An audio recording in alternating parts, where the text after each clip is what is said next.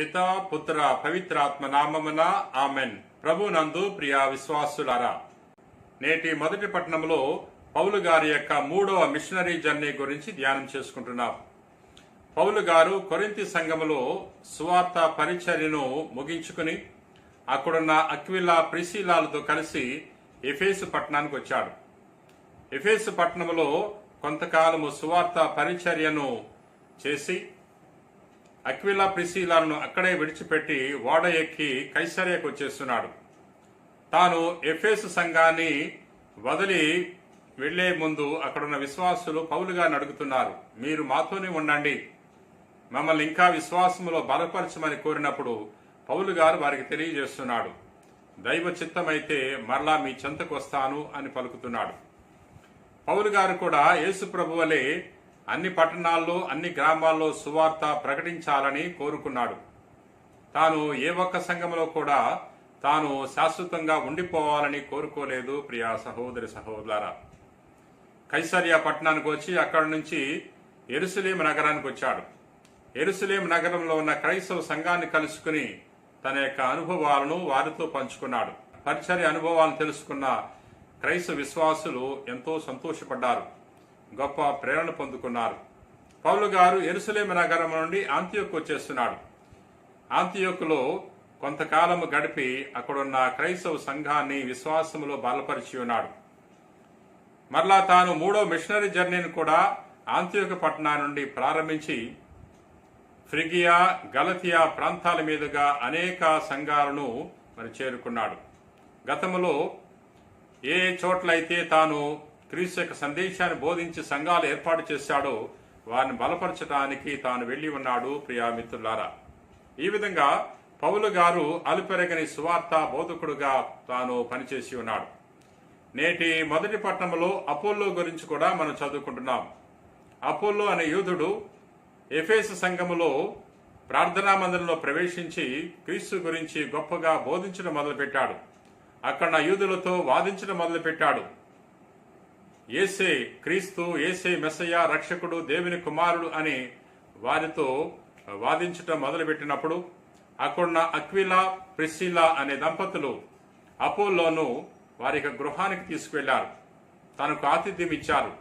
తనకు తెలియని విషయాలు క్రీస్తు గురించి తెలియచేస్తున్నారు. ప్రియా మిత్రులారా, ఈ అక్విలా ప్రిసిలాలు అపోల్లో యొక్క సువార్త పరిచర్యలో సహాయపడ్డారు. అదే విధముగా మనము మన కుటుంబము కూడా ఈ సువార్త పరిచర్యకు ఉపయోగపడాలి. పౌలు అపోల్లాలు క్రీస్తు కొరకు అలుపెరగని కృషి చేసి ఉన్నారు. పౌలు గారు తన యొక్క లేఖలలో రాస్తున్నాడు, నేను సువార్త పరిచర్య చేయటానికి ఎన్నిక చేయబడ్డాను, నేను సువార్త బోధించనచో అయ్యో నాకు అనర్థము అని తాను తెలియజేస్తున్నాడు. తన జీవితంలో సువార్త బోధించటమే లక్ష్యంగా పెట్టుకున్నాడు. అందరూ క్రీస్తుని తెలుసుకోవాలి, అందరూ కూడా రక్షణ పొందుకోవాలి అని తాను కోరుకున్నాడు.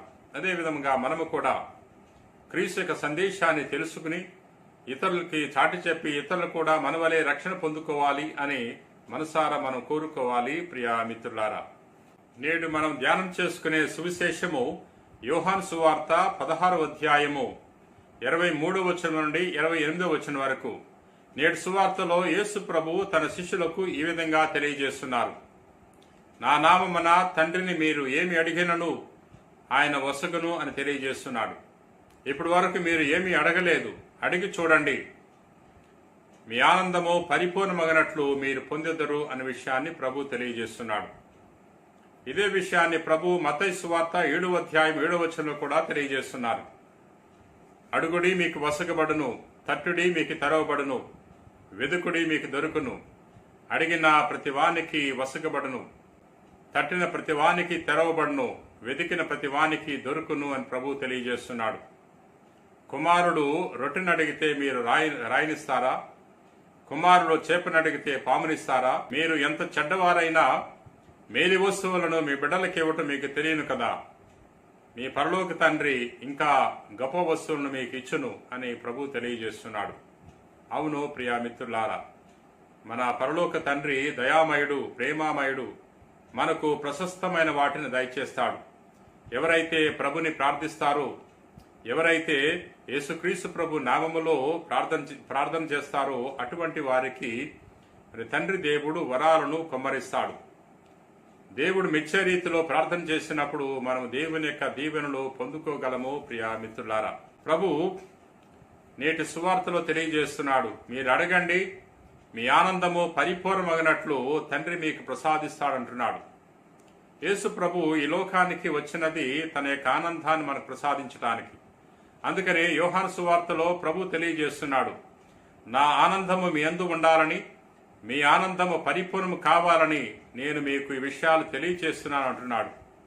అవును ప్రియా సహోదరి సహోదరులారా, యేసు ప్రభు ఈ లోకానికి వచ్చినది ప్రధానముగా మనం రక్షించడానికి, రక్షించి మనకు సంపూర్ణ ఆనందాన్ని, నిత్యానందాన్ని, నిత్య సంతోషాన్ని, నిత్య సమాధానం దయచేయటానికి ప్రభు ఈ లోకానికి వచ్చాడు. కాబట్టి ప్రభుని మనం చేరితే, ప్రభుని విశ్వసిస్తే, ప్రభు యొక్క బోధలు ఆలకిస్తే మనకు ఇటువంటి నిత్య ఆనందము, శాశ్వత ఆనందము దొరుకుతుంది. నేటి సువార్తల ప్రభు చెబుతున్నాడు, నా పేరిట తండ్రిని ఏది అడిగినను అది మీకు వసగబడి అంటున్నాడు. అపోస్తులు ప్రభు యొక్క నామములో ప్రార్థన చేసినప్పుడు వారు వరాలు పొందుకున్నారు. పేతురు యోహానులు దేవాలయంకి వెళ్ళేటప్పుడు దేవాలయ ద్వారం వద్ద కుంటివాడున్నాడు. కుంటివానికి కూడా యేసు ప్రభు నామము ద్వారా స్వస్థతనిచ్చారు. యేసు ప్రభు యొక్క నామము ఘనమైన నామము. యేసు ప్రభు యొక్క నామము రక్షణ దయచేసే నామము. ప్రియా సహోదరి సహోదరులారా, యేసు ప్రభు యొక్క నామాన్ని మనం కీర్తించాలి, గణపరచాలి, మహింపరచాలి. ఆ ప్రభు యొక్క నామములో ప్రార్థన చేసినప్పుడు తప్పకుండా తండ్రి మనకు వరాలు దయచేస్తాడు.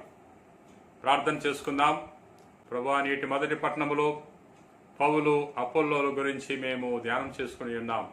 వారిద్దరు కూడా నీ సందేశాన్ని చాటి చెప్పడానికి అలుపెరగని కృషి చేసి ఉన్నారు. ప్రభువా, మేము కూడా నీ యొక్క సువార్త పరిచర్యకు ఉపయోగపడే వాక్యాన్ని మాకు ప్రసాదించండి. అక్విలా, ప్రిస్కిల్లాలు ఏ విధంగా అయితే అపోల్లోను వారి యొక్క గృహానికి ఆహ్వానించుకుని ఆతిథ్యమిచ్చారో మేము కూడా నీ పరిచర్యకు దోహదపడే గొప్ప మనస్సును మాకు ప్రసాదించండి.